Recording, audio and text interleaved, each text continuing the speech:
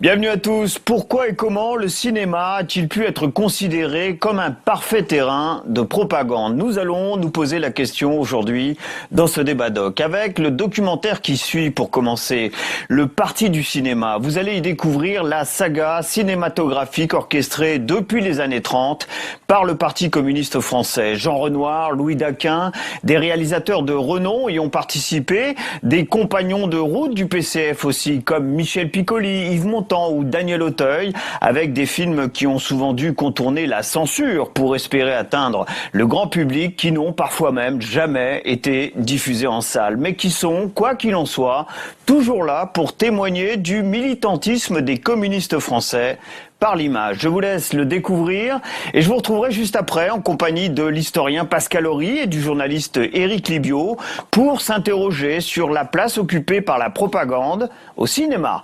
Bon doc. Marseille, 8 première.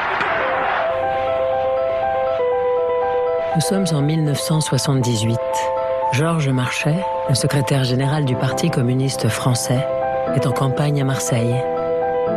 Il est suivi par une équipe de cinéastes. Peut-être faut-il que j'attende que vous rechargiez votre caméra.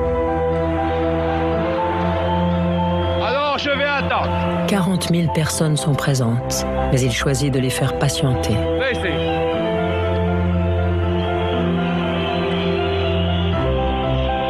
En homme d'image, Georges Marchais sait à quel point le cinéma est essentiel pour ce que les communistes appellent encore la propagande de parti. Vous êtes prêts? Ce tournage est loin d'être le premier. Dès sa création, en 1920, le Parti communiste français a développé une intense activité cinématographique en impulsant la production, la réalisation et la diffusion de centaines de films. La vie est à nous. Il a maintenant une valeur plus historique que cinématographique, mais il y avait le style de Renoir. Unique dans le champ politique français, le PCF peut être considéré comme le parti du cinéma. Mon Dieu, c'est une vraie casquette de salopard.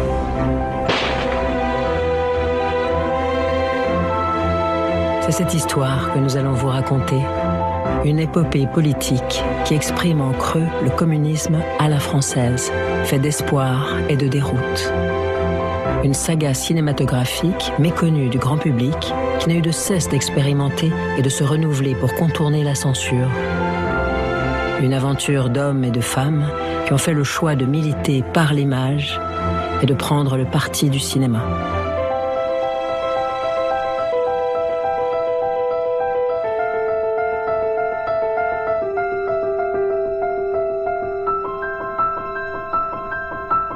Tu veux démolir les machines? Oui, je veux tout démolir, je m'en fous de ce qui arrivera. Mais laisse ça, c'est toi qui es fou. Les machines, ils en commanderont d'autres et toi, tu iras en tôle. Et puis sérieusement, c'est pas les machines. Regarde en Russie, ils sont arrivés à diminuer la journée de travail et à augmenter les salaires grâce aux machines. Mais ici, les gros, ils préféreraient nous laisser crever de faim plutôt que de baisser leurs bénéfices.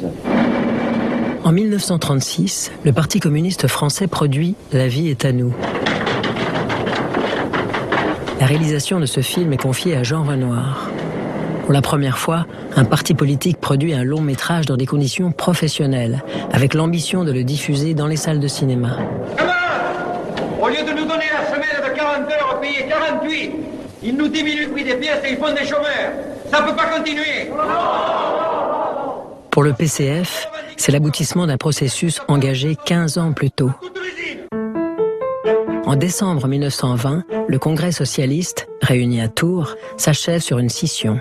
Le Parti communiste voit le jour.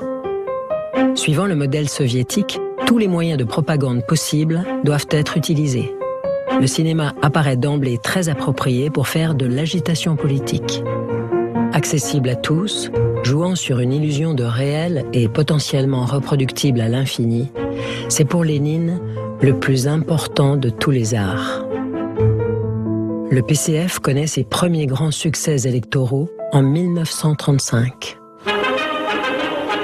Les nouvelles municipalités communistes de la banlieue parisienne deviennent immédiatement un terrain d'expérience cinématographique. Des courts-métrages documentaires sont commandés pour promouvoir l'action des maires communistes. Parmi ces films, Les Châteaux du Bonheur est financé en 1936 par la ville de Gennevilliers. Chers enfants, chers et chers camarades, le film qui va se dérouler devant vous va vous montrer quelques-uns de nos efforts et en particulier les résultats obtenus à notre patronage municipal et dans nos 2 colonies de vacances. Cette mise en scène du maire Jean Grandel, bien qu'un peu maladroite, est une tentative de communication directe par le cinéma qui est vraiment novatrice pour l'époque. Le jour du départ aux colonies de vacances est enfin arrivé. Les mamans donnent les dernières recommandations. Surtout, sois bien sage, tu nous écriras. Ah, on promet tout, tant on est content de partir. Quitte à ne pas toujours tenir ses promesses. Destiné à une diffusion locale, les Châteaux du Bonheur apportent des preuves par l'image de l'engagement de la municipalité pour le bien-être des enfants. Les journées sont rythmées par de nombreuses activités, dont certaines sont particulièrement fougueuses.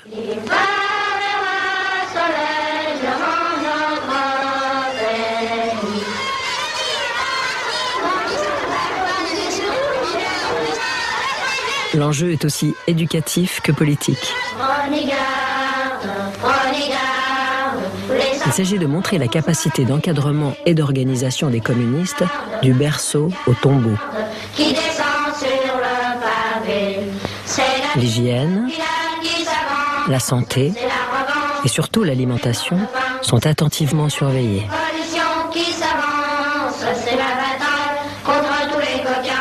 L'effort réalisé par la municipalité communiste de Gennevilliers n'aura pas été vain. Pesés à leur arrivée à la colonie et à leur départ, les enfants ont accusé des augmentations de poids dont les moyennes sont éloquentes.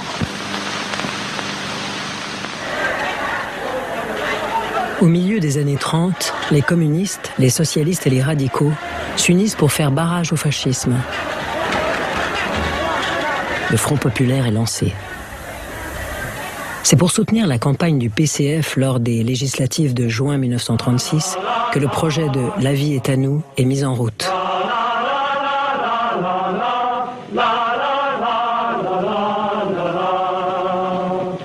Nous, communistes, qui voulons bâtir un monde nouveau, nous sommes tout naturellement... L'idée vient de Jacques Duclos, responsable de la propagande du parti et grand amateur de cinéma. Par l'entremise de l'écrivain communiste Louis Aragon, le réalisateur Jean Renoir est sollicité. Il a alors une dizaine de films à son actif. Il n'est pas connu pour ses idées de gauche et hésite à participer. Mais il partage sa vie avec la monteuse Marguerite Houlet, qui est proche des milieux communistes. C'est sans doute elle qui le pousse à accepter.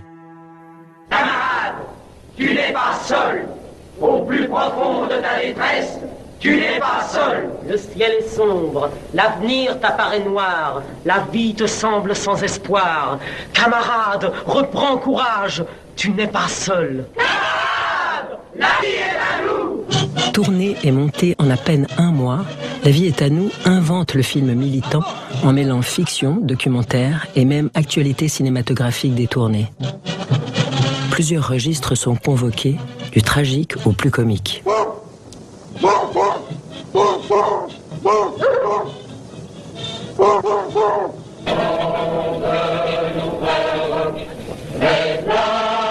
La vie est à nous est en grande partie construit autour de 3 histoires, introduites par Marcel Cachin, qui joue ici son propre rôle, celui de directeur du journal L'Humanité. C'est une lettre d'un métallo, cher camarade Cachin. Je travaille à l'usine de Gennevilliers. Tour à tour, un ouvrier, un jeune chômeur et un paysan résolvent leurs problèmes par l'intervention des communistes. Et voilà mon oncle, le tour est joué. Merci. Ça n'en vaut pas la peine. Ne nous remerciez pas. Allez. Les motivations qui poussent Jean Renoir à accepter d'endosser la responsabilité d'un film ouvertement propagandiste restent difficiles à cerner. Plus qu'un engagement politique, c'est peut-être pour lui l'opportunité de se faire connaître d'un nouveau public au moment où la France vibre pour le Front populaire. Mon père avait une théorie que j'aime beaucoup, c'est la théorie du bouchon. Il disait, il faut être un bouchon dans le courant. Il faut suivre le courant. Naturellement, le bouchon doit être un petit peu intelligent, pas complètement stupide, et essayer d'évoluer un peu à droite ou à gauche, de façon à choisir le moment du courant qui lui convient le mieux, et aller tout de même à peu près dans une direction qui lui convient. Mais la direction générale, c'est les événements, c'est le courant qui nous le donne. Dis donc, qu'est-ce que c'est que ces gens-là? Ce sont des camarades, des ouvriers. Ils viennent là le soir répéter. Il y a même des professionnels qui les aiment. Tu comprends, nous, ce qu'on voudrait, c'est ramener en France le goût de la musique et du théâtre. Ce jeune homme à droite, qui fait une apparition, c'est Jean-Paul Le Chanois, l'un des nombreux assistants réalisateurs sur La vie est à nous. S'il doit beaucoup à Jean Renoir, le film est aussi, et même avant tout, une œuvre collective.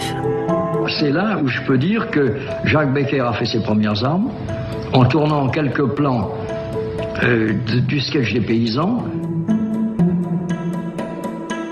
et moi, les miennes, en tournant quelques plans dans l'usine. Pour Jacques Becker, comme pour Jean-Paul Le Chanois, c'est le point de départ de belles carrières cinématographiques. Tous deux seront des réalisateurs reconnus dans les années 50. Seul communiste de la bande, Jean-Paul Le Chanois devient la cheville ouvrière du film en endossant le rôle de directeur de production. C'est lui qui gère les finances. J'étais caissier, mais ce n'était pas Lord de Moscou, entre guillemets, qui payait le film. Ça a été un meeting. Cette mise à contribution des militants complète l'argent donné par le PCF.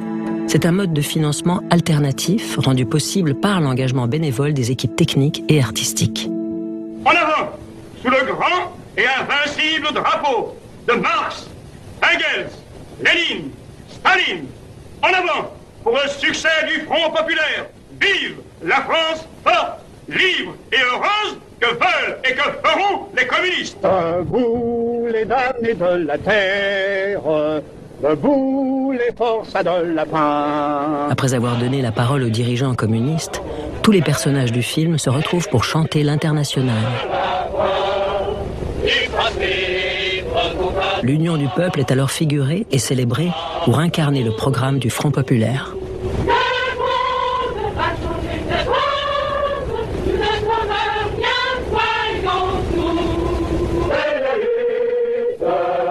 Quand le film a été montré, on était tous évidemment un peu impatients de savoir ce que le Parti communiste allait en penser. Et je me souviens que Renoir était un peu dans ses petits souliers. Et je me souviens surtout, c'est que Maurice Thorez a dit « Moi, je trouve ça formidable ».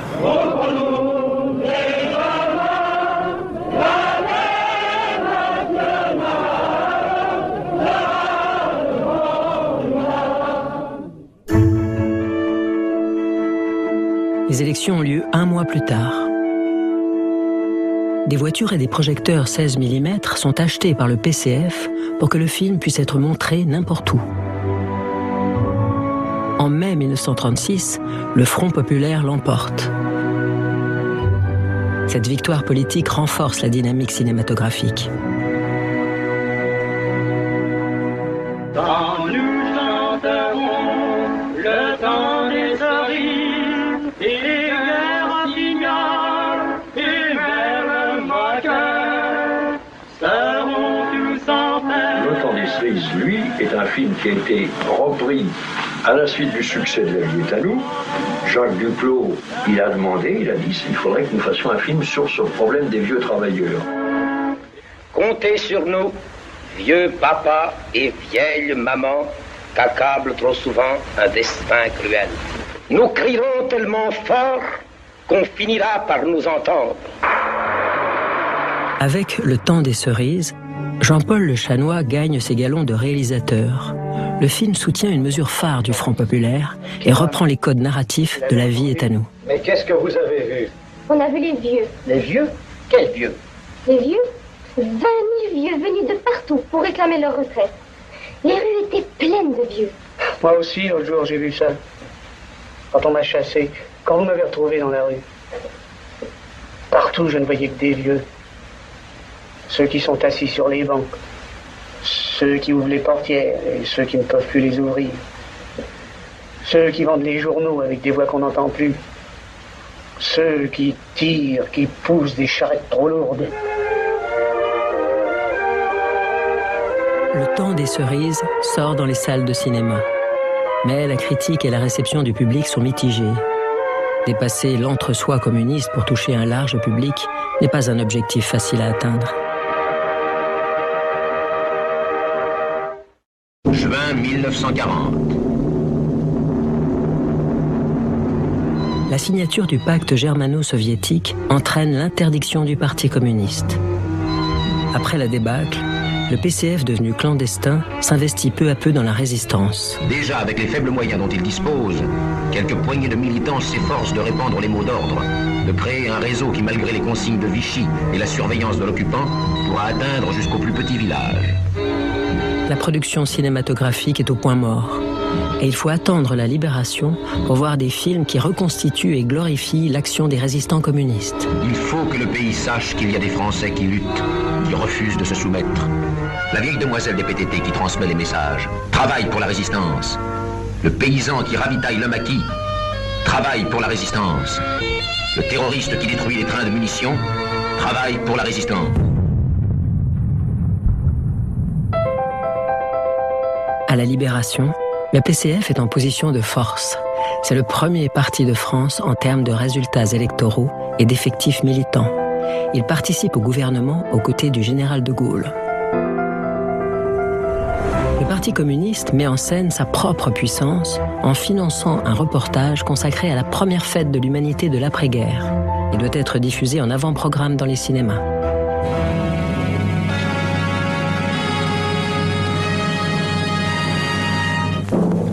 Chaque année, les lecteurs de l'Humanité se rendaient en masse à la fête de Garches, organisée par leur journal. Après une interruption de 5 ans, imposée par l'occupation allemande, le Parti communiste, le plus grand parti français, et son journal L'Humanité ont renouvelé la tradition dans le magnifique bois de Vincennes, qui offre le cadre nécessaire pour accueillir 1 million de Parisiens.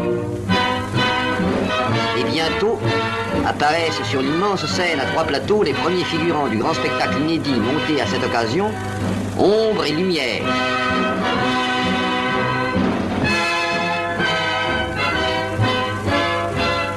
Les nazis occupent notre sol, mais dans les forêts, à l'appel du Parti communiste français, les patriotes se sont groupés et organisés en groupes armés. Ils attaquent les convois ennemis, font dérailler les trains et causent des pertes sanglantes aux SS. Au nom du comité central du Parti communiste, j'ai la joie immense et la grande fierté de remettre au camarade Prouveau, un mineur de Bruay-en-Artois, la carte du 10000e adhérent du Parti communiste français. L'image est au service d'une propagande par le chiffre. L'impressionnante foule rassemblée doit montrer que le PCF est bel et bien devenu un parti de masse. Et le soir amènera avec lui de nouveaux plaisirs. Comme partout dans la société française, le Parti communiste exerce un pouvoir d'attraction important dans les milieux artistiques et intellectuels.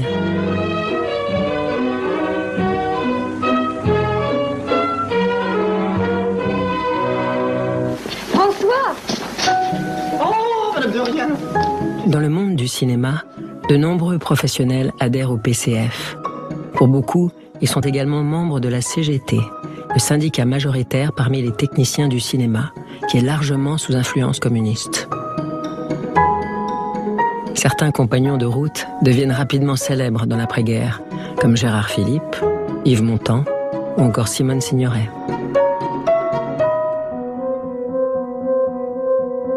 Au printemps 1946, les gouvernements français et américains signent des accords économiques dont une annexe concerne le cinéma.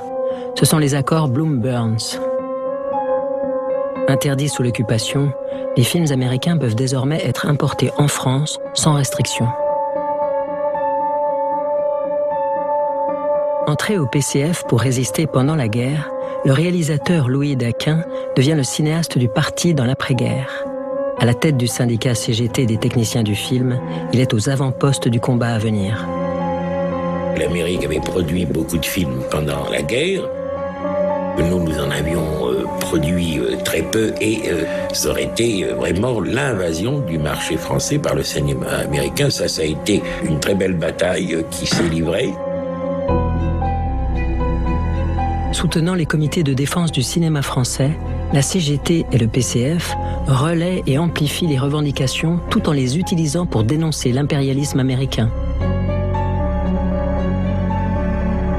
Les gens commençaient à avoir conscience que dans toutes les difficultés qu'avait la France, si on ne se défendait pas, eh bien l'Amérique, on allait avoir une nouvelle, pas une occupation, mais une colonisation très réelle.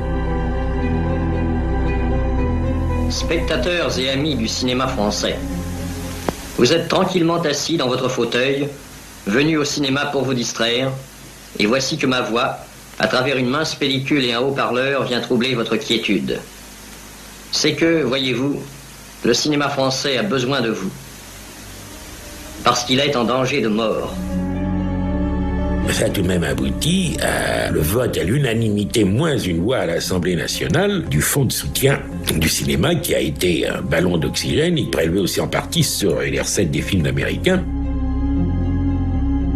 Ce fonds de soutien, géré par le Centre national de la cinématographie, pose la première pierre d'un financement régulé par les pouvoirs publics qui garantit encore aujourd'hui la vitalité du cinéma. Cette forte implication du Parti communiste dans la défense du cinéma traduit un changement de position politique. En soutenant les mobilisations sociales, le PCF est exclu du gouvernement et redevient un parti d'opposition. Au printemps 1947, c'est l'entrée en guerre froide.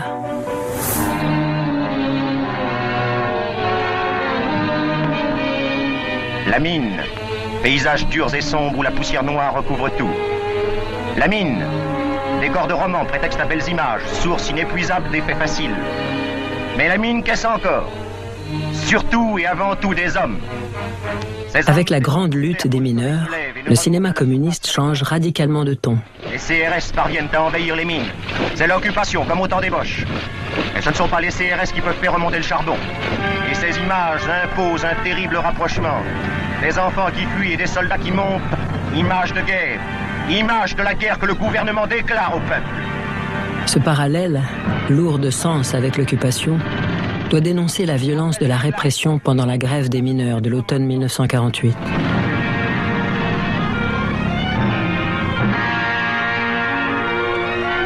Réalisée collectivement, la grande lutte des mineurs a certainement été supervisée par Louis Daquin.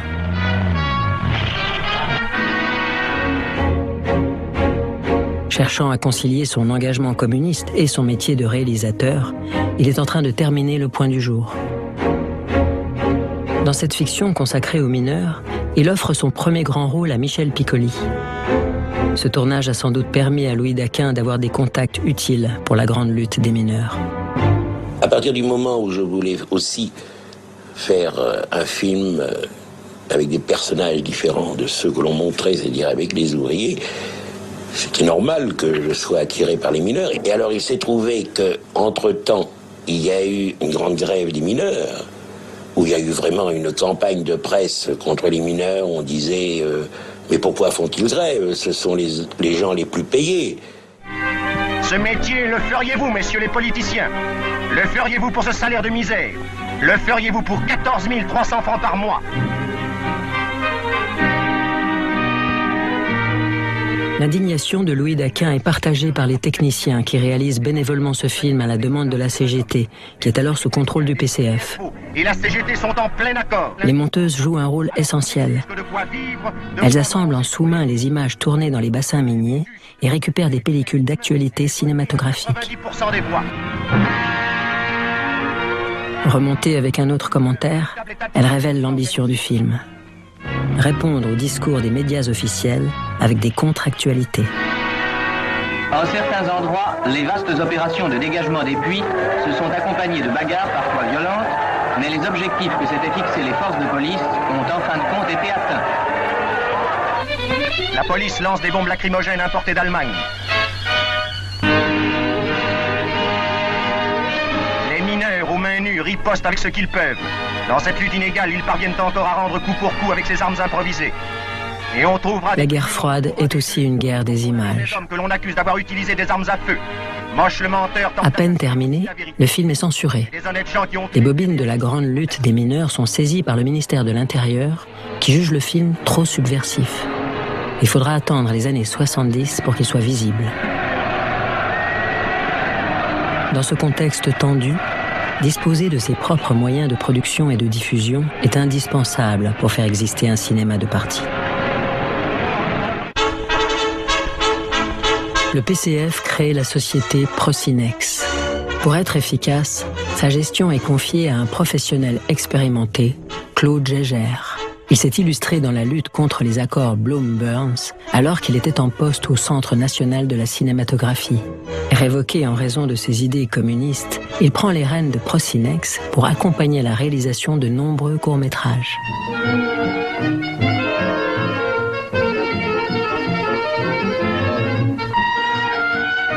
En 1949, pour le 70e anniversaire de Staline, la production de L'homme que nous aimons le plus est lancée en grande pompe. Staline a 70 ans.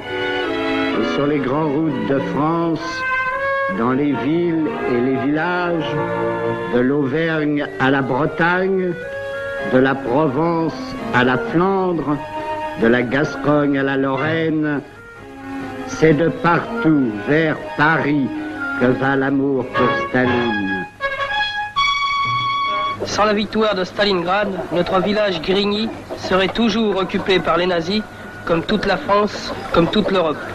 Aussi, nous tous, paysans de Grigny, nous souhaitons bon anniversaire et longue vie au généralissime Staline qui nous a libérés par sa victoire. Alors, vous signez avec nous, monsieur Villard ? Oui, avec plaisir.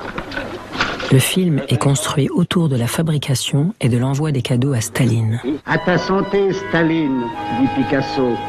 À ta santé, Staline, répètent les vignerons qui lui offrent le clairon qui sonna les grèves du Midi en 1907. Les artistes communistes les plus célèbres n'hésitent pas à apporter leur contribution. Le poète Paul Éluard écrit et dit le texte d'un commentaire totalement décomplexé. Sans le cœur de Staline, sans sa raison ardente, les blés ne lèveraient pas aujourd'hui pour nous. Ceux qui les font pousser le savent. Le culte de la personnalité autour de Staline atteint son apogée. Avec L'homme que nous aimons le plus, le Parti communiste se revendique fièrement, frénétiquement, stalinien. Notre cœur, nous proclamons notre amour ardent pour Staline et nous l'assurons de notre confiance inébranlable. Vive à jamais notre cher et grand Staline, vive le communisme!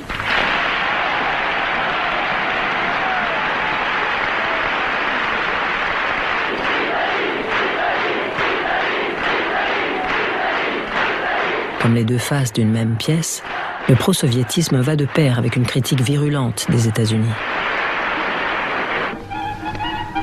En France, on aime le bon vin. Les Américains en Amérique, réalisé en 1950, en est l'illustration parfaite. Et on sait l'apprécier.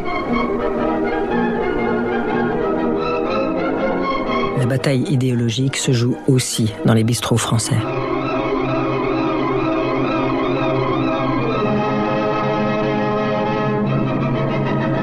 Du Coca-Cola.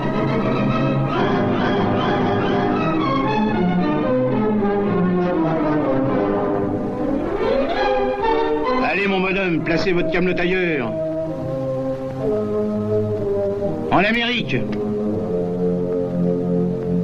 En Amérique.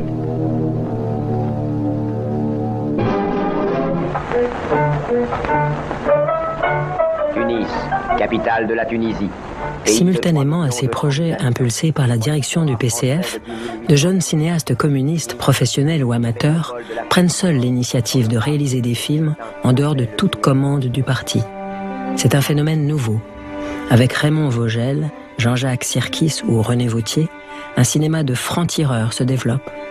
Tourné à quelques mois d'intervalle, Afrique 50 et Terre tunisienne peuvent être considérés comme les deux premiers films anticoloniaux français. Moi, Mohamed Belarbi, il y a quelques années encore, j'étais paysan. J'avais une terre à labourer. Je cultivais des légumes mûrissant au soleil dans l'attente du marché.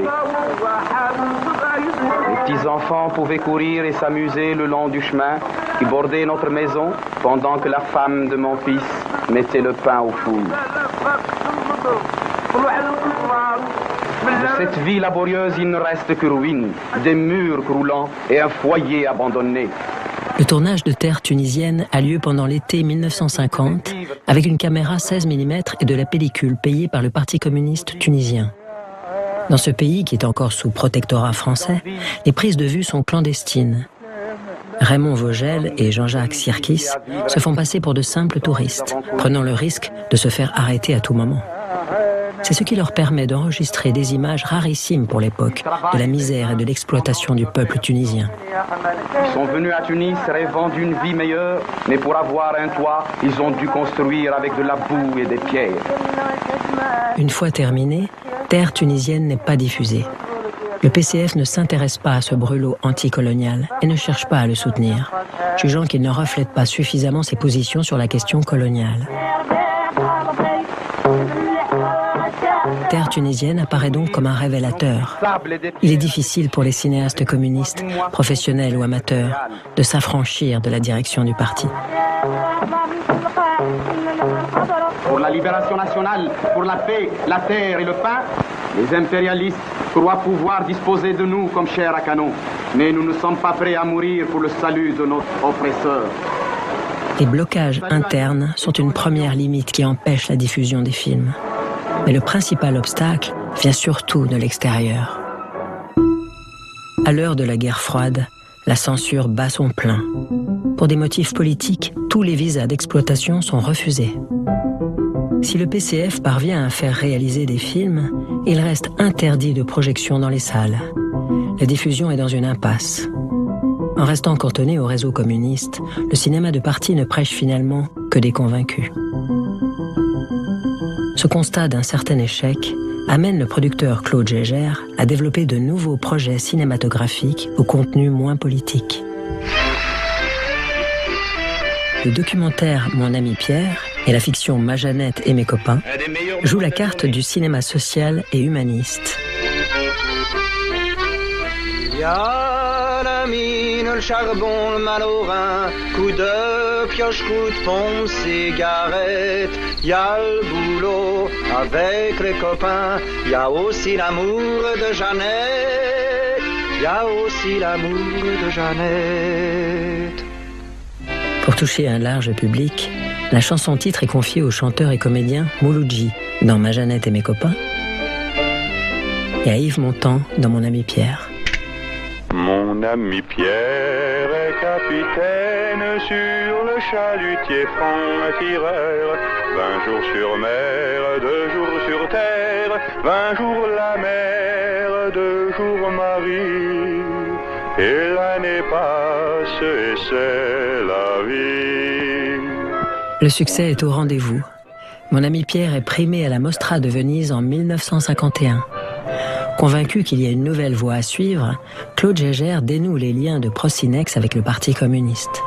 Il abandonne les films militants pour la production de longs métrages de fiction. Novembre 56. La lueur blafarde de l'incendie allumé en Hongrie a fait croire un moment à la réaction que le socialisme allait être abattu. Et l'Union soviétique a mis un... Après l'intervention sanglante de l'armée rouge à Budapest, le siège du PCF à Paris est saccagé par des manifestants anticommunistes. L'année 1956 est un choc. Le rapport Khrouchtchev vient de révéler les crimes du stalinisme. Le PCF refuse toute remise en cause et n'hésite pas à trahir la réalité des événements hongrois pour soutenir le grand frère soviétique. Mais le 44 est en flammes et la police a reçu l'ordre d'appréhender qui ? Les camarades qui auraient pu voler au secours du siège de leur parti. À ceux-là, on interdit le passage pour laisser les mains libres aux autres. Éléments abreuvés de propagande anticommuniste et entraînés par des fascistes semblables à ceux contre lesquels l'Union soviétique était intervenue en Hongrie et qui s'apprêtaient à ranimer le spectre de la guerre au cœur de l'Europe. Cet aveuglement entraîne une hémorragie au sein du PCF. De nombreux militants et sympathisants, en premier lieu des intellectuels et des artistes comme le cinéaste Raymond Vogel ou le couple Montand-Signoret, quittent le parti. Un journal dans un matin de France, à Marseille. Pendant près d'une décennie, l'activité cinématographique se réduit considérablement et le PCF se recentre sur ses propres références culturelles et politiques. L'humain sur tous les chemins, l'humain dans toutes les mains. Bonjour, bonsoir, bon matin. Il y a le blé et le vin, il y a la laine et le lin, et l'humain dans toutes les mains, sur tous les chemins. Ces travaux.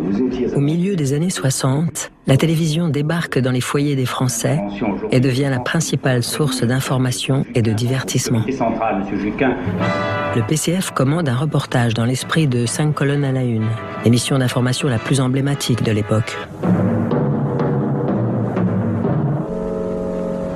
Le magazine Reflet suit notamment la venue du cosmonaute Yuri Gagarin, qui déchaîne les passions à Paris et dans la cité qui porte son nom, à Ivry-sur-Seine.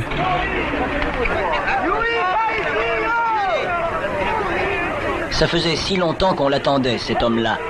Et quand il est enfin venu à Paris, 2 ans après son exploit, ça a été une joie formidable dans toute la France. Yuri Gagarin, le premier cosmonaute.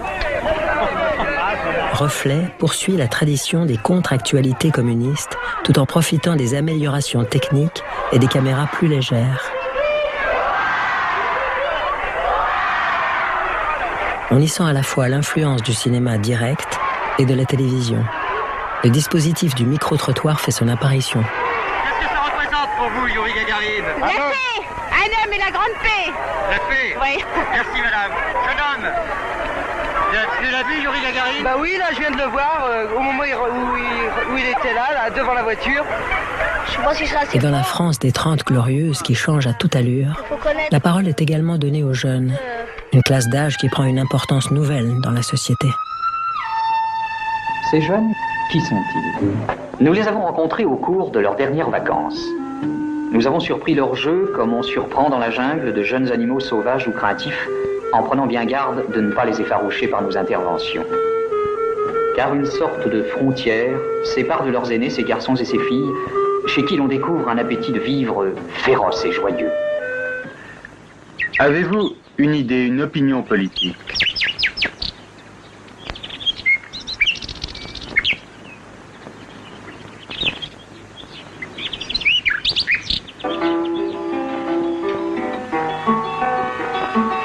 Ce silence, cette non-réponse, ce n'est pas de l'indifférence, mais beaucoup plus sûrement une sorte de pudeur.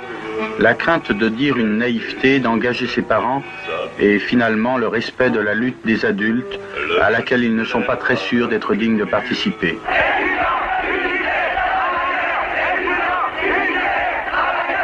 Étudiants, unité, ouvriers, étudiants! 4 ans plus tard, en mai 68, ce sont pourtant eux qui tiennent le haut du pavé et secouent la France gaulliste. C'est dans cette ébullition que se tiennent les états généraux du cinéma français qui se donnent pour objectif de réorganiser l'industrie cinématographique. C'est au sein de la commission diffusion que de jeunes communistes du cinéma organisent de nombreuses projections dans les usines occupées. Ils réalisent que les films produits par le PC sont inaccessibles et dépassés. Parmi eux, il y a Jacques Bidou. Il a tout juste terminé ses études de cinéma et participe à la création du collectif Dinadia, avec l'envie de dépoussiérer le cinéma du parti. Donc la première chose qu'on fait, c'est cet outil très rustique, très rudimentaire disant de gaullisme, c'est-à-dire 174 diapositives accompagnées d'un texte lu, c'est-à-dire que donc on est vraiment sur du très basique, très économique, et c'est vrai que d'une certaine façon ça a fonctionné, c'est-à-dire que notre jeu de diapositives a eu un certain succès et on est assez fiers de notre première initiative.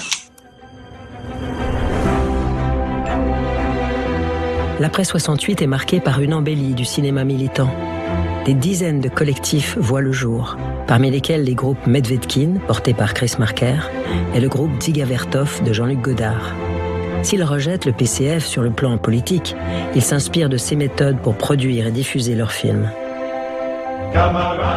Dinadia se démarque par son engagement au PCF, considérant que seul ce parti puissant et structuré peut changer la société. Pour agir, le collectif réalise un film sur la campagne de Jacques Duclos lors de la présidentielle de 1969. Ça va, vous avez confiance. Je dirais qu'à ce moment-là, nous n'avons pas comme préoccupation la question cinématographique, même si nous sommes des jeunes cinéastes. Ce qui nous préoccupe uniquement, c'est l'action politique.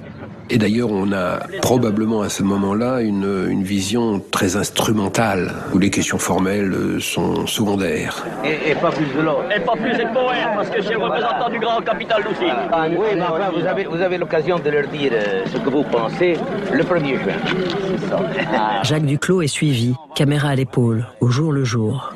Ce qui permet d'être au plus près de l'événement politique et de mettre en scène la bonhomie du candidat. Les communistes dans la lutte documentent également l'irruption de la télévision dans la vie politique.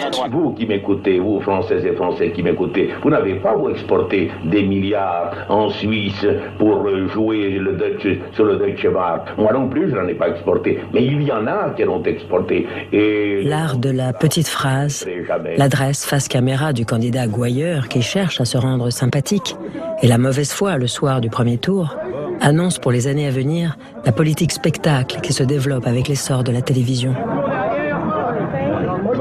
Allez, à voter. Monsieur Duclos, je crois que le problème maintenant, c'est le problème du deuxième tour. Le problème, quelle sera l'attitude du parti. Écoutez, vous êtes trop en avance sur le temps. Vous faites la course contre la montre, mais moi, oui, mais je ne marche pas dans une affaire comme celle-là. La campagne de Jacques Duclos est une réussite. Avec 22% des voix, il est 3e à l'issue du premier tour. Les communistes dans la lutte est largement diffusé dans les réseaux communistes, ce qui convainc la direction de donner de nouveaux moyens au collectif. Il devient la société de production Unicité, avec pour devise « Filmer pour un parti ». Des dizaines de films documentaires sont mis en route, en France et à l'étranger, grâce au financement venu du PCF. Certains thèmes de prédilection communiste sont repris, comme le film de banlieue. Pour renouveler l'approche, une réflexion sur la forme émerge progressivement. En 1973, dans « Vivre mieux, changer la vie », l'angle choisi est celui de l'intime. C'est en suivant le quotidien d'une famille d'ouvriers en région parisienne que le programme commun, autour duquel le PC et le PS viennent de s'unir, est présenté. Bernard Delbouy dit Nanar, 34 ans, marié, 3 enfants. Bien que cela n'apparaisse pas de ces images banales, et bien qu'il ne soit pas parmi les plus défavorisés, Bernard Delbouy et sa famille vivent mal, très mal. La crise leur colle à la peau. D'après ce que tu vas voir de ta vie, qu'est-ce qui pourrait changer pour toi avec le programme commun? L'ensemble du programme commun, ça va nous permettre de mieux vivre et de vivre pleinement notre vie.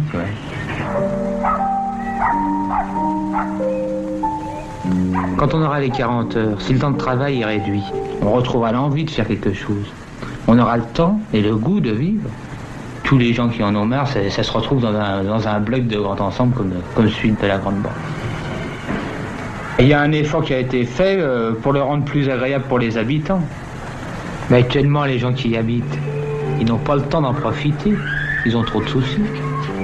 La mise en scène cherche à exprimer l'espoir d'un avenir meilleur dans les grands ensembles construits par les municipalités communistes qui sont ici magnifiés par l'image. Moi, je trouve qu'on peut avoir plaisir à flâner comme ça, à partir un peu à la découverte, tu vois. On a compris que sans écriture, ça ne fonctionnait pas. C'est-à-dire, ça ne touchait pas.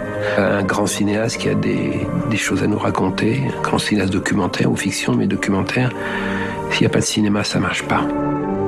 Si une conception de l'urbanisme comme celle-là était généralisée, les gens qui habitent ici, ils pourraient réellement vivre et profiter de ce corps. C'est un peu ça le programme commun.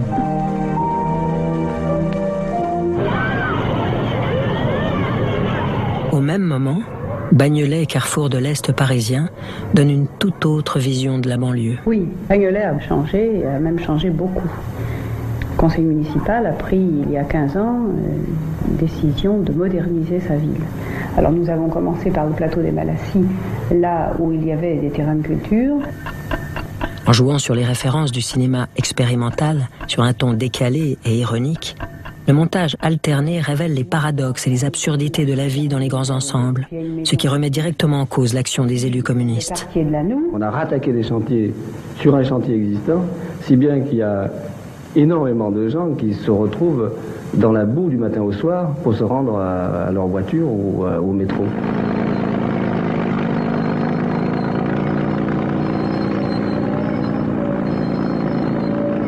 Ici, personne ne se connaît à part ses voisines de palier, hein, c'est tout. Et encore, hein, on se dit bonjour, bonsoir, c'est tout. Je trouve que ça manque de quelque chose. Les réalisateurs d'Unicité affirment des points de vue d'auteur qui ne correspondent pas forcément à la ligne générale du PCF. Une première fissure apparaît. Elle s'amplifie avec les mésaventures du réalisateur Gérard Guillaume. En pleine guerre du Vietnam, Gérard Guillaume entame une fresque documentaire. Les chemins de la victoire doit soutenir le peuple vietnamien contre les États-Unis. L'alerte quotidienne est passée. La défense antiaérienne sur Hanoï est telle que tout va très vite. Sur le chemin du retour, les avions américains largueront les bombes qu'ils n'ont pas pu déverser sur Hanoï, de préférence sur les villages ou sur les digues. À son retour en France en 1972, Gérard Guillaume découvre que la direction du parti s'est alignée sur les nouvelles positions de Moscou, qui négocie secrètement la fin du conflit avec les États-Unis sans les Vietnamiens. Malgré le soutien d'Unicité, qui se positionne contre le PCF, le montage du film s'arrête. Refusant de se soumettre à l'injonction politique, Gérard Guillaume active ses réseaux pour aller au bout de son projet. Il réussit à le transformer en série documentaire pour l'ORTF. Au 31 mai 1972, depuis le début de la première escalade, plus de 3600 avions américains ont été détruits. Plus de 400 pilotes ont été capturés. Pourquoi ?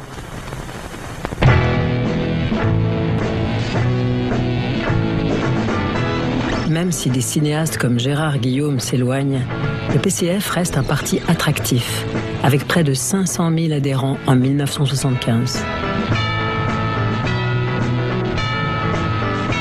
Pour élargir encore sa base militante, un nouveau film est commandé, L'Adhésion. Je suis communiste, pourquoi pas vous ? Bonsoir. Daniel Auteuil y joue un jeune homme inquiet de voir sa compagne adhérer au PCF. Ça y est, j'ai adhéré.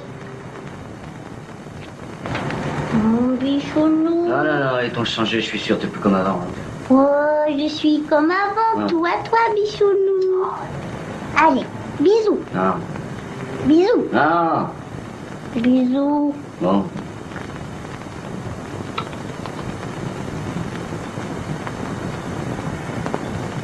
Je t'embrasse plus comme avant. Non sans humour, l'adhésion cherche à convaincre les femmes d'entrer au PCF. Alors que l'émancipation féminine est au cœur des débats en France, la bataille est encore loin d'être gagnée. Pardon. Est-ce que vous êtes communiste ? Oui. Depuis quand ? Depuis toujours. Depuis toujours. Non, vous avez adhéré au parti quand ? Vendredi soir. Vendredi dernier. Oui, vendredi dernier. Je peux vous demander pourquoi vous avez adhéré ?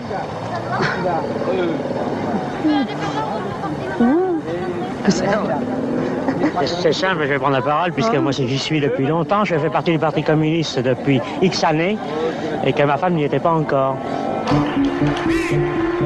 Après la rupture du programme commun, le PS dépasse le PCF aux législatives de 1978.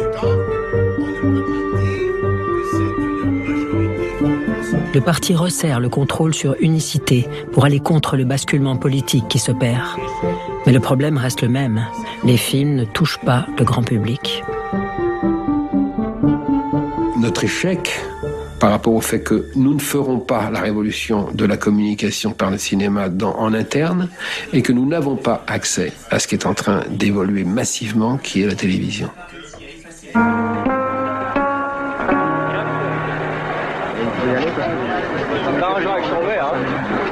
La présidentielle de 1981 est un retour à la case départ.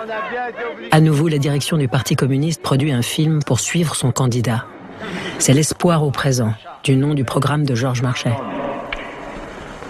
Je l'ai dit publiquement. Et moi, je le dis avant les élections. Je dis, au-dessus de 4 millions d'anciens francs de revenus par mois, il faut tout prendre. Malgré ses fanfaronnades et son franc-parler, Georges Marchais arrive seulement en 4e position lors du premier tour. Pour lui qui se voyait devant le candidat socialiste, c'est la douche froide. L'élection de François Mitterrand confirme et accélère le repli électoral communiste.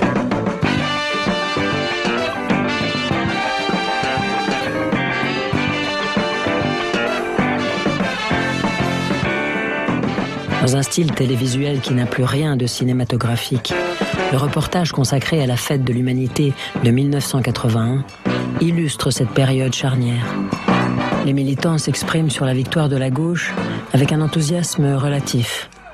La désillusion semble poindre, comme si le déclin politique du PCF était inéluctable. Je suis un enfant de la nature, un produit contre-culture. Le changement, c'est quoi pour vous? Le changement, c'est respirer un peu mieux, non? On respire un peu mieux depuis 10 semaines, non? C'est déjà un certain nombre de décisions qui sont prises, ça suffit peut-être pas, mais c'est déjà ça, non? On s'aperçoit que ça vient, mais tu vois, petit à petit. Alors on sait pas où on va, là, maintenant. Mais enfin, si les socialistes tiennent leur parole, on devrait être gagnant. Qu'est-ce que t'en penses? Ce film est l'une des dernières réalisations d'Unicité, qui cesse ses activités quelques années plus tard. L'érosion politique du Parti communiste entraîne la disparition de sa production cinématographique. Les années 80 actent le passage à la communication audiovisuelle. Il reste de cette histoire une aventure humaine et artistique, faite de figures populaires et charismatiques. Des centaines de films qui sont aujourd'hui le témoignage d'une culture propre au PCF. Et surtout, la trajectoire d'une force politique qui aura compris avant les autres l'importance de la propagande par l'image.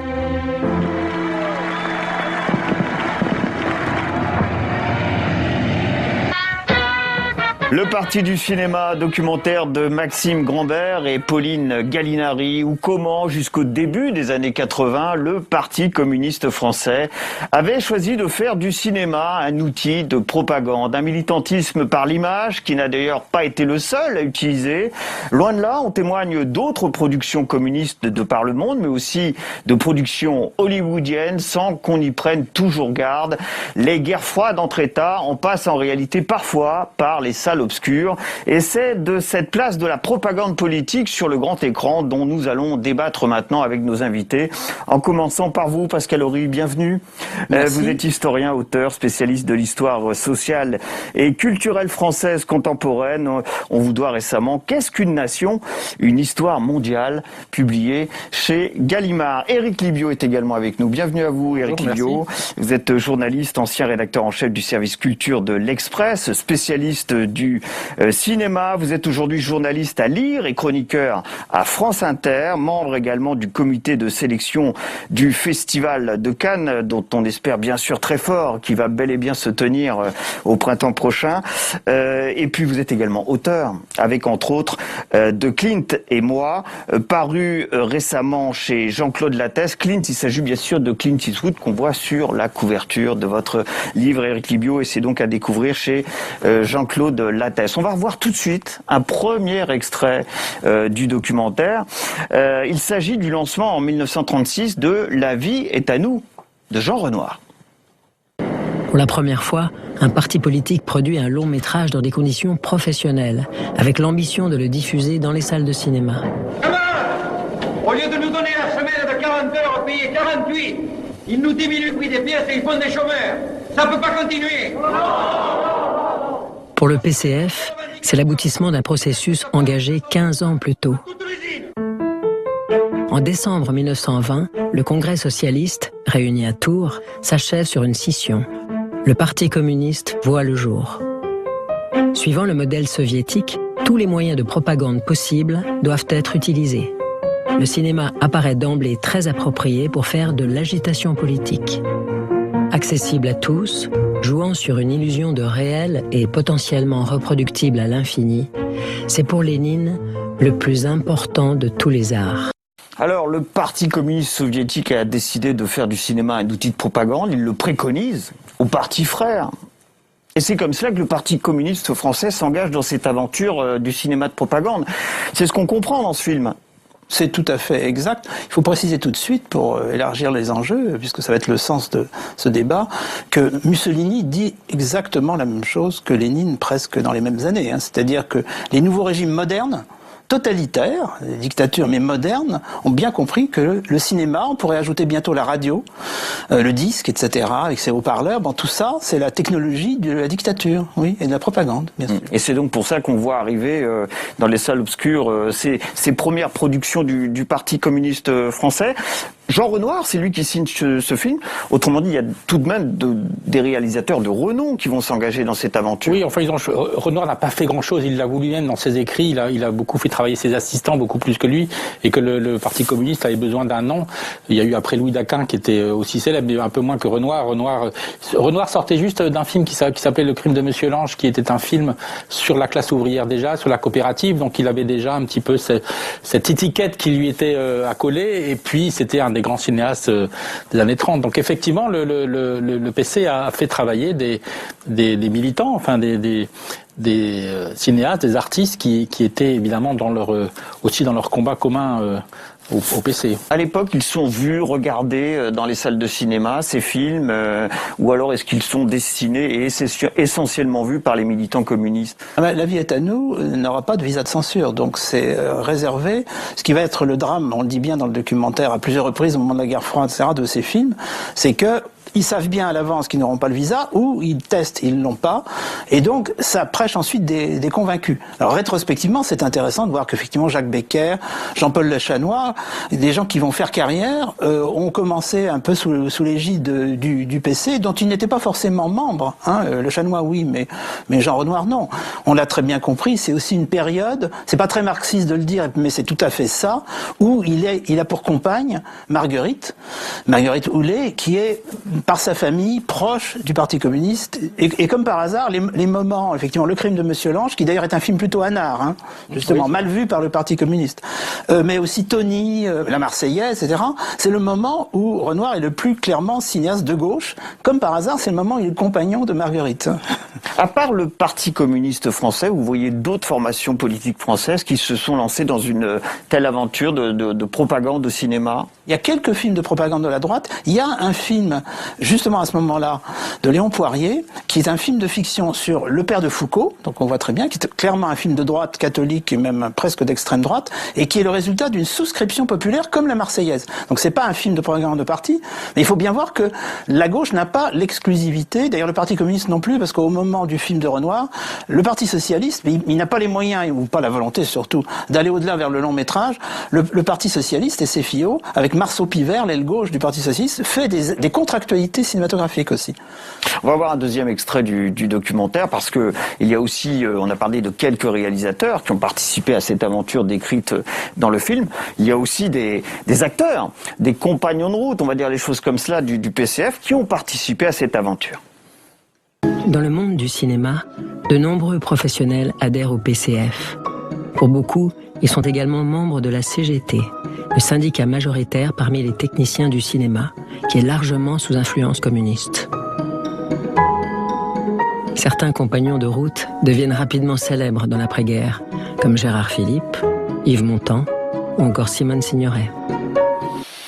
Alors évidemment, Yves Montand, Simone Signoret, ça tout le monde le sait. Michel Piccoli, bon peut-être qu'on le sait un petit peu moins, a aussi tourné dans certaines productions estampillées PCF. Daniel Auteuil, on l'a vu dans ce film. Il y en a comme ça beaucoup, des compagnons de route qui ont aidé le PCF dans sa démarche. Oui, là on a vu les plus célèbres, mais c'est vrai que globalement le milieu artistique est quand même un peu plus porté vers la gauche que vers la droite, et qu'à l'époque, Pascal est mieux placé que moi pour le dire, mais le milieu artistique est beaucoup plus porté sur les gauches. Mais c'est vrai que il y a quand même un problème alors c'est très bien, le documentaire est formidable, mais c'est vrai qu'il y a un problème d'exposition quand même dans ce film-là, et que les artistes ont beau s'afficher dans des films, il faudra attendre que ce soit vraiment des films de fiction et non plus des films de propagande pour qu'on arrive quand même à deviner l'influence du PC sur ces films-là. Et c'est vrai que ce que disait Pascal, les films étaient quand même, ils étaient diffusés dans les écoles ou dans les mairies, où c'était quand même des diffusions extrêmement sommaires et que confidentielles. Oui, c'était confidentiel. Voilà. Bon, après ils avaient un réseau, un maillage dans les villes. Le PC était quand même dans une forme olympique à l'époque. Mais disons que les artistes eux-mêmes ou les cinéastes, il a fallu attendre le Chat Noir, comme disait Pascal. Il a fallu attendre que la fiction vraiment prenne le relais de la propagande pour que le commun des mortels, le public en général, ait accès en tout cas au discours, pas forcément aux films produits par le PC, mais en tout cas au discours que véhiculait ce. Et vous disiez tout à l'heure qu'il y a beaucoup de réalisateurs qui ont finalement un peu commencé leur carrière à travers ces expériences du PCF. C'est le cas aussi pour les acteurs. Alors on parle peut-être pas d'Yves Montand et de Simone Signoret, qui étaient déjà des stars après-guerre. Il y a tout de même des acteurs pour lesquels ça a été un marchepied. Pas vraiment pour Michel Piccoli, parce que il va rebondir une dizaine d'années plus tard, donc ça ne compte pas, ou ça se retourne presque contre lui. On pourrait ajouter le nom de Gérard Philippe. Je veux dire par là que vous avez des acteurs dont on sait bien qu'ils ont le cœur à la gauche, et même comme Gérard Philippe, fils de collabo, ça aide peut-être, ils ont leur carte. Donc ça, c'est un premier élément. Le deuxième élément, on a vu défiler Jean Marais, Madeleine Sologne, etc., contre les accords Bloomberg, dont on va sans doute parler. On va en parler. Mais c'est une façon de mobiliser autour de mots d'ordre du Parti communiste des gens qui sont pas du tout communistes, y compris des producteurs de cinéma, qui se sentent menacés, ou des exploitants de salles. Bon. Et puis troisièmement, peut-être le plus important, et ça a été dit, la CGT. C'est-à-dire que jusqu'en 36, jusqu'aux grèves de 36, le cinéma n'est absolument pas syndiqué. Les seuls secteurs syndiqués, c'est ceux qui ressemblent à une industrie classique, c'est-à-dire les labos qui fabriquent de la pellicule ou qui la transforment. D'accord. Mais sur les tournages, vous n'avez pas un seul syndiqué. Brutalement, en 36, on passe de quasiment 0% à quasiment 100% de syndicalisation. Alors, après, ça rebaissera, mais il n'en reste pas moins que quand on dit CGT, Fédération du spectacle, après la guerre, en réalité, c'est le Parti communiste qui est derrière. Ironiquement parlant, le président de la Fédération du spectacle à un certain moment s'appelle Claude Autant-Lara, qui terminera élu Front National à l'Assemblée européenne. Donc les évolutions sont diverses et variées, mais la CGT, ça pèse, et évidemment, comme l'a dit le documentaire, à cette époque-là, la CGT, c'est quand même très proche du Parti communiste. Il y a une subtile différence, ou pas si subtile que ça, vous allez nous répondre, entre le cinéma engagé français et le cinéma de propagande qu'on découvre dans ce film, Cyril Guilbeault. C'est peut-être le moment de le souligner, ça. Oui, disons que le cinéma de propagande, c'est plutôt un cinéma institutionnel qui est produit, dirigé, décidé par des institutions, en l'occurrence là, le Parti communiste français. Après, un cinéma de propagande, le cinéma hollywoodien est un cinéma de propagande aussi, alors qu'il n'y a pas à la tête d'Hollywood des gens qui décident. C'est juste qu'une façon pour Hollywood de véhiculer le système de vie mais il y a aussi un américain. système, parce qu'on va en reparler bien sûr de cette production hollywoodienne dans un instant. Il y a aussi un cinéma engagé français, estampillé comme tel, et qui a pu connaître un vrai succès à travers différentes œuvres dans les salles françaises. Oui, moi j'aurais tendance à dire que tout l'art ou tout le cinéma est engagé de toute manière. Il y a un discours à la base, forcément. Alors évidemment, on est passé d'un système institutionnalisé comme la production du PCF à des films de fiction, disons que le public pouvait voir un samedi soir. Mais le discours est toujours là. Les auteurs défendent quelque chose. De toute manière, même Louis Daquin défend la position communiste, mais d'autres cinéastes défendent autre chose. Enfin, une vision du monde en tout cas. Donc c'est toujours la frontière est très maigre très mince entre propagande et cinéma politique. Les choses se mélangent assez facilement quand même. Dans ce film, on n'a pas grand-chose, un petit peu, mais sur les guerres de décolonisation française, l'Indochine, l'Algérie. Or, il y a eu une production française qui est arrivée après le déroulement de ces deux guerres. En revanche, le Parti communiste, ça a l'air de s'être assez peu engagé sur ce terrain, et pourtant le PCF militait fortement pour l'indépendance, à la fois en Indochine et en Algérie. Il y a un passage sur la Tunisie, plus tard la guerre du Vietnam, mais on sent bien que les auteurs, les réalisateurs sont presque un peu marginalisés par le PC, qui est quand même un parti qui a été de gouvernement à la libération, qui certes est repassé dans l'opposition, mais qui est clairement engagé contre la guerre d'Indochine parce que face à la France puis aux Américains, ce sont des communistes qui se battent. Dans la guerre d'Algérie, c'est plus compliqué. C'est plus compliqué. Le FLN n'est pas communiste. Donc il y a des allées-venues, et il y a des gens comme René Vauthier qui sont à un certain moment communistes, mais qui passent vraiment côté FLN, et là ils vont d'une certaine façon trop loin du point de vue communiste. Donc là, ce sont des individus, ce qu'on voit bien dans des films, qui prennent la tangente, et à ce moment-là, ils perdent le Parti communiste en route. Voilà, c'est là où on voit la limite du genre. C'est-à-dire qu'à un moment donné, ces cinéastes-là ont envie d'être cinéastes. Ils n'ont plus envie d'être aux ordres du PC. Ils ont envie d'affirmer leur propre vision du monde, leur propre qualité d'artiste. Et effectivement, Vauthier est un bon exemple. Quand vous voyez Va-t'en dans les Aurès ou d'autres films comme ça, qui effectivement s'éloignent des positions du PC, mais affirment une qualité cinématographique que les productions du PC n'avaient sans doute pas. À un moment donné, c'est l'artiste qui prend aussi le devant, avec tout ce qui comporte comme identité personnelle, comme message, comme vision politique, etc. Mais c'est l'artiste qui prend le pas sur le militant, si je puis dire. On va passer un troisième extrait du documentaire. Il s'agit des fameux accords Bloom-Burns, vous en avez parlé il y a un instant, et Dieu sait s'ils sont importants pour le cinéma français, ces accords.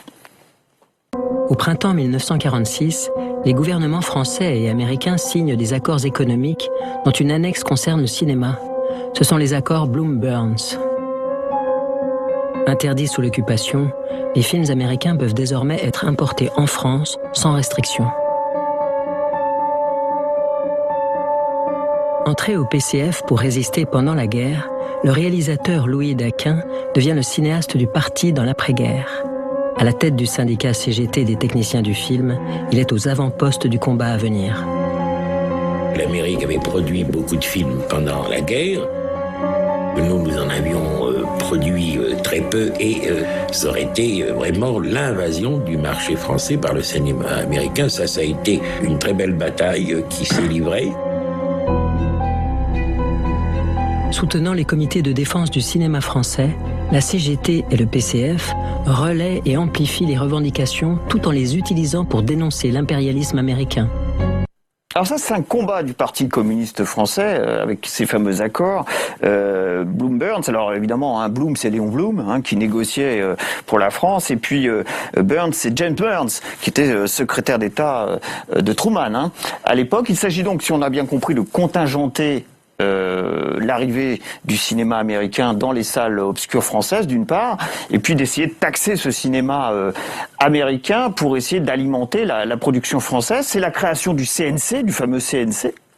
Et ce sont les prémices de ce qui existe maintenant chez nous en France, toujours maintenant chez nous en France, pour préserver notre production nationale. C'est très important, cet accord. Oui, parce que c'est une sorte de fable typiquement française du volontarisme de l'État, parce que c'est quand même l'État, relayé d'ailleurs par les débats à l'Assemblée nationale, qui sont très violents sur les accords Bloom-Burns. Mais attention, il y a un mythe. Premièrement, le CNC existe déjà depuis quelque temps. Il va intervenir en fin de course pour soutenir, évidemment, pour recevoir en quelque sorte le fonds de soutien qui est le début de l'esquisse de la politique qu'on connaît aujourd'hui, qui est extraordinairement sophistiquée d'aide au cinéma. La France est un modèle, la Corée du Sud, etc. s'en inspire, parce qu'on va très loin. On est allé, nous sommes ceux qui sont allés le plus loin dans l'aide au cinéma. Et ça commence en réponse aux accords Bloom-Burns. Mais les accords Bloom-Burns, il faut le savoir, c'est des accords généraux qui sauvent la mise à l'économie française. Oui, c'est vrai, avant les vous avez raison de le préciser, je les commerciaux. Voilà. Et ça concerne les céréales, etc. Et puis vous avez un avenant. Et puis de le remboursement de la dette, des avances américaines, et c'est le fameux plan Marshall, finalement. Ça annonce le plan Marshall, mais il n'est pas encore en place, donc il y a urgence, il y a le feu au lac. Et donc, il y a un avenant de rien du tout, mais là, les gens de cinéma le découvrent, qui concerne le cinéma. Or, Burns, dans la vie civile, si j'ose dire, il restera l'avocat d'Hollywood. des grandes majors. Donc, comme par hasard, mais c'est tout à fait normal aux États-Unis. Vous circulez du privé au public, il n'y a aucun problème. C'est même plutôt la bonne idée. Vous êtes félicité pour ça. Et évidemment, cet avenant favorise. Alors attention, c'est pas l'invasion, c'est simplement un abaissement des quotas qui permet plus facilement au cinéma américain de se retrouver sur les grands écrans des salles. Il était déjà très présent avant-guerre, de toute façon. Mais c'est facilité. Mais c'est un grand paradoxe. Enfin, c'est une histoire assez formidable parce qu'effectivement, le PC s'est dit, c'était un peu pour lutter contre l'invasion du cinéma américain. Effectivement, sur chaque billet, et encore aujourd'hui d'ailleurs, il y a un pourcentage qui est sur tous les films qui sont diffusés, donc américains, argentins, français bien évidemment. Ça vient de là. Hein. Il y a de l'argent qui est ponctionné sur chaque billet, qui est remis après dans le pot.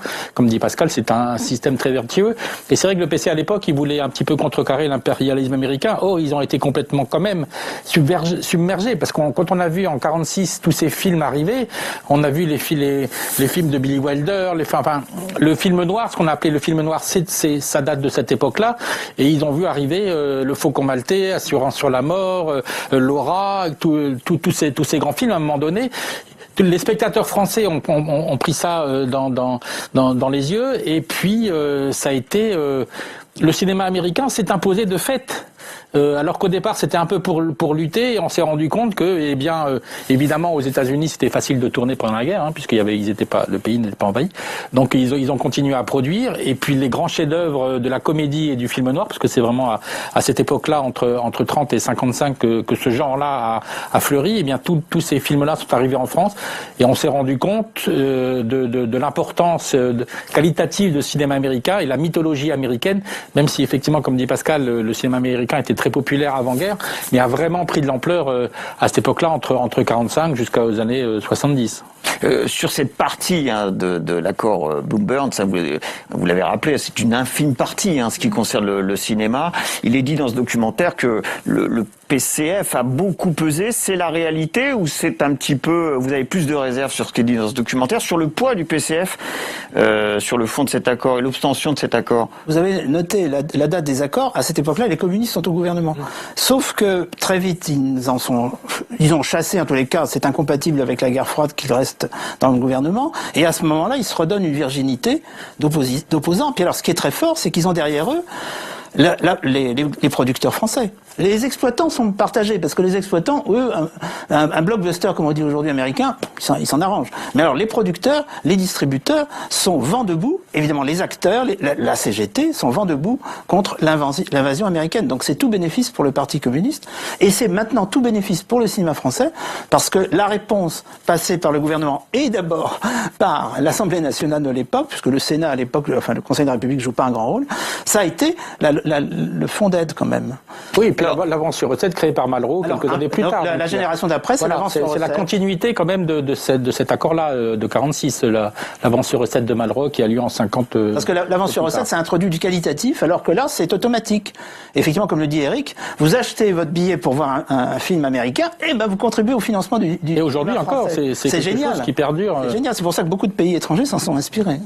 Alors malgré ces accords, ces fameux accords, Bloom-Burns, c'est vrai que le cinéma américain, le cinéma hollywoodien est arrivé en force dans les salles françaises, a fait beaucoup d'entrées, et avec ce fameux soft power américain dont on parle beaucoup, qui est une forme de propagande qui ne dirait pas son nom. C'est comme ça qu'il faut comprendre cette fameuse expression du soft power de la production oui, c'est ça. Voilà, c'est ça. C'est des films qui ne s'affichent pas comme militants, mais qui racontent un mode de vie, qui racontent un pays, une politique, une société, et donc une manière de vivre, un art de vivre, si on prend du point de vue positif. L'American Way of Life. Oui, voilà, c'est ça. Et dès 1905, le cinéma au tout départ, les Frères Lumière, pardon, cette petite parenthèse, c'était du témoignage journalistique. Ils sont allés, ils ont fait du documentaire. Et puis après, il y a eu l'Amérique qui tout d'un coup s'est dit, mais on peut aussi raconter des histoires, on peut aussi prendre des personnages, de la fiction, des drames, etc. Et Hollywood a été bâti à la fois sur ce désir de romanesque, sur un système économique extrêmement sophistiqué, en tout cas très positif. Et puis l'idée qu'à un moment donné, on va pouvoir, les États-Unis vont pouvoir répandre sur le monde, ce qu'ils ont fait d'ailleurs.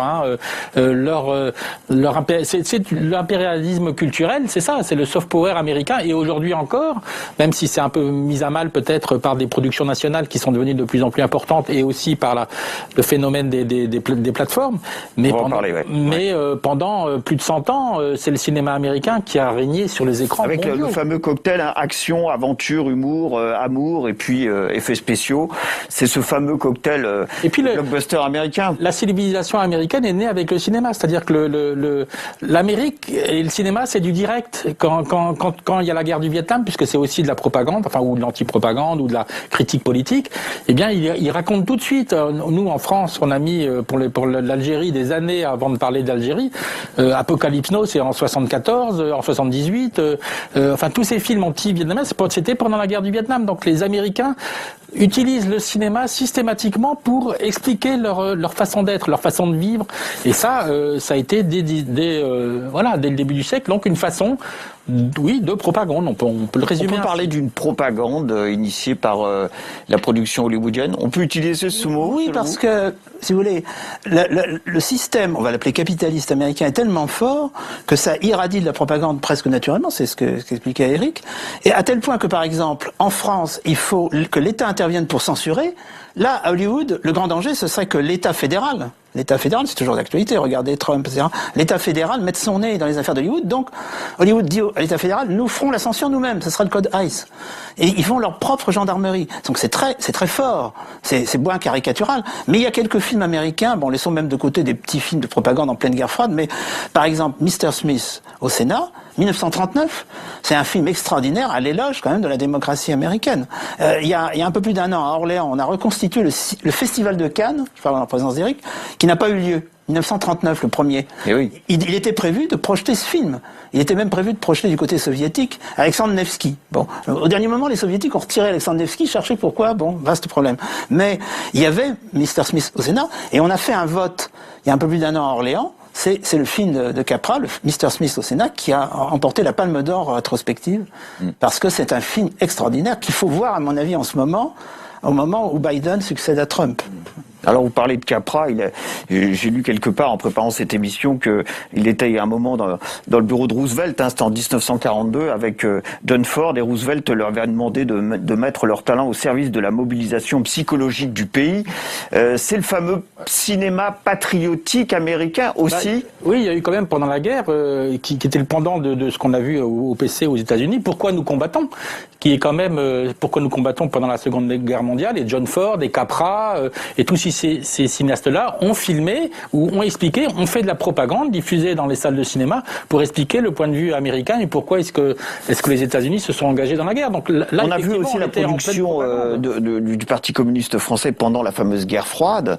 Cette guerre froide, elle a bel et bien eu lieu dans les cinémas, dans les salles de cinéma, à travers les productions cinématographiques de l'époque. Plutôt dans les milieux du cinéma, en particulier aux États-Unis, avec la mise sur liste noire, le blacklistage, la commission McCarthy, etc. Donc effectivement, il y a eu une chasse aux sorcières à Hollywood même. Ça, c'est absolument incontestable. Donc c'est presque la pointe avancée, mais là, c'est moins la propagande que la censure. Oui, il y a eu une grande production pendant la guerre froide elle-même, dans les années 50-60, jusqu'à l'arrivée de Reagan, par exemple. L'arrivée de Reagan au début des années 80 a correspondu à ce qu'on a appelé le cinéma des gros bras, c'est-à-dire de Stallone, de Schwarzenegger, ancien acteur de cinéma. Ancien acteur de cinéma. Rambo, moi je cite le titre de film, Rambo 1, 2, 3. Voilà, Rambo, et puis tous les films de Schwarzenegger qui réaffirmaient... C'est le cinéma Reagan, ça, c'est le cinéma patriotique américain de l'ère Reagan. C'est l'idée de dire, on réaffirme notre position de gendarme de monde. Les gros bras, c'est nous. Et les gros bras, physiquement, c'était eux. Enfin, c'était même pas une métaphore. C'est quand on voyait. Alors, le Rambo 1 était un film critique sur la guerre du Vietnam, et dès le Rambo 2, 3, 4, là, on était beaucoup plus sur l'invasion, sur la critique de l'invasion soviétique en Afghanistan. Donc dans ces années-là, donc c'est très proche de nous, ça a 35 ans, 40 ans, le cinéma hollywoodien était toujours un cinéma de propagande. Alors là, ce n'était plus l'Americano-flag, mais c'est vraiment, on s'affirme comme les gendarmes du monde, puisque à l'Est, le mur s'est effondré. Donc il y a une place à prendre, et la place à prendre, ce sont les gros bras qui vont les prendre. Il faut lire cette histoire du cinéma aussi à l'aune de ça. Alors en même temps, on voit qu'à l'époque de Donald Trump, les relations étaient mauvaises avec Hollywood quand même. Trump détestait Hollywood. C'est-à-dire que pour lui, c'était quand même trop à gauche, Hollywood. C'était trop liberal. Donc voilà. Oui, Hollywood a toujours été beaucoup plus démocrate. Alors peut-être pas les patrons de studio qui affirmaient qui assuraient le capitalisme, mais tout le côté artistique. On sait que Steven Spielberg, par exemple, est un des plus grands donateurs financiers du Parti démocrate, et on a bien vu les diatribes anti-Trump il y a 4 ans, quand Trump a été élu, c'était Hollywood qui l'a nourri quand même. Alors il y a une autre guerre froide auquel on assiste aujourd'hui, ou peut-être une double guerre froide, États-Unis-Chine, et puis peut-être encore États-Unis-Russie. États-Unis-Chine, la Chine, c'est devenu le plus gros marché mondial de l'industrie du cinéma depuis l'année dernière, depuis 2020. C'est un bras de fer qui se joue aussi dans les salles obscures.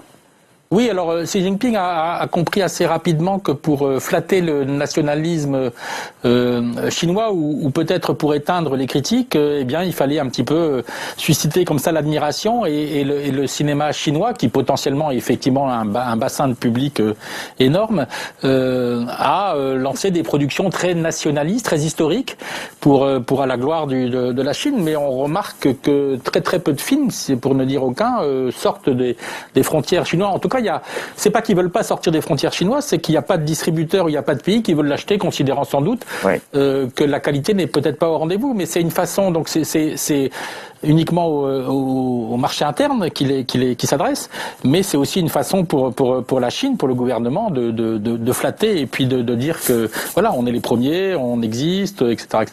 Mais la production américaine, elle rentre bel et bien dans les salles de cinéma chinoises, à certaines conditions, visiblement, notamment il faut éviter les 3 T, parler de Taïwan, du Tibet, des manifestations de Tiananmen, puis il y a d'autres thèmes à bannir pour les producteurs qui seraient tentés par le marché chinois, la tentative du président Xi Jinping de prolonger évidemment indéfiniment son mandat, ou encore la détention et la torture des Ouïghours. Mais enfin, si on contourne tous ces obstacles, on a une chance de rentrer sur le marché chinois lorsqu'on produit des cinémas à Hollywood aujourd'hui, sans problème. On voit que ces conditions sont pas contradictoires avec le développement d'un soft power américain, parce que franchement, les Ouïghours, ça serait peut-être l'obsession d'Hollywood.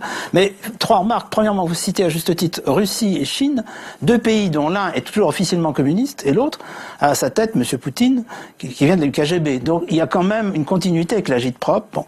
Deuxième remarque, effectivement, vous avez raison, les films historiques, c'est-à-dire plus généralement, quel que soit le pays du monde, quand on met en avant des films à costume, le discours politique, et en particulier patriotique, est souvent très fort. Et troisièmement, moi c'est mon souvenir de mes séjours en Chine, c'est la télévision chinoise qui diffuse ce genre de films, ou des séries télé, qui sont d'un nationalisme, mais vraiment à l'ancienne. Alors là, la dimension internationaliste n'existe plus. Vraiment, on a affaire à un nationalisme chinois, comme on a affaire à un nationalisme russe aujourd'hui. D'où la récupération de Staline, vous savez, par la propagande de Poutine. Parce que Staline, c'est la grande guerre patriotique. Le marxisme dans tout ça. Donc on peut parler d'un cinéma de propagande d'État en Chine et peut-être en Russie aujourd'hui. Oui, en Chine, c'est passé en 3 phases. La première, c'était la critique des cinémas d'auteur, enfin l'étouffement du cinéma d'auteur, Zhang Yimou par exemple, qui est venu à Cannes, mais ce cinéma-là ne produisait que des films de festival, un peu vu d'un mauvais œil par le gouvernement, et bon, il laissait faire, donc ça c'était la première étape.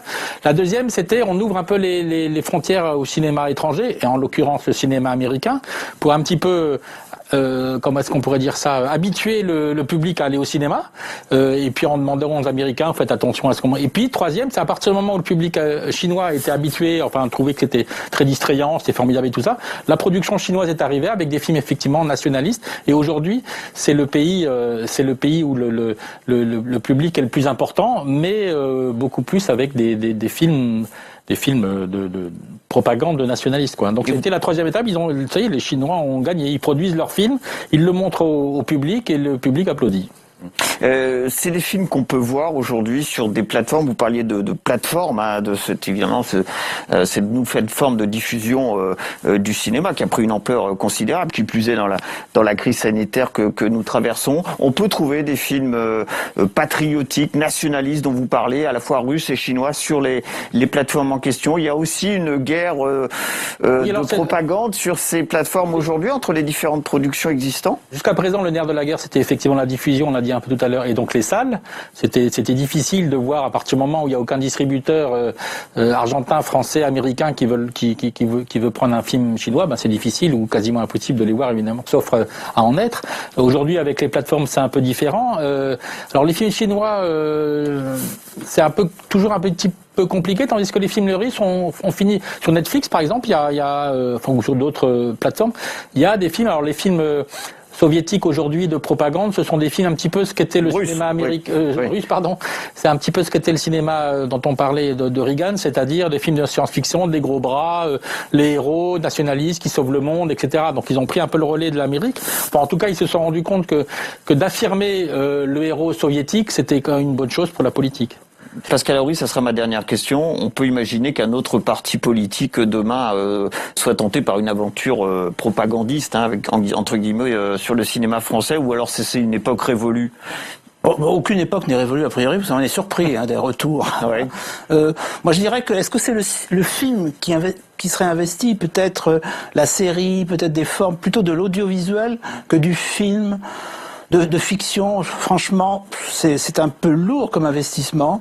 Il y a d'autres moyens de diffuser la propagande par les réseaux sociaux, quoi. C'est clair. Et donc, il y a une dimension un peu YouTube. Là, en revanche, vous avez des choses assez étonnantes qui passent sur des chaînes comme YouTube. Ouais. Mais alors, c'est en dessous de la ligne de flottaison de la censure habituelle qu'on ne peut pas empêcher cette diffusion. Un grand merci vraiment à tous les deux d'avoir participé à ce débat doc aujourd'hui consacré, vous l'avez compris, à la propagande politique au cinéma. Vos réactions à cette émission sont attendues sur #débatdoc, bien sûr, sur Twitter.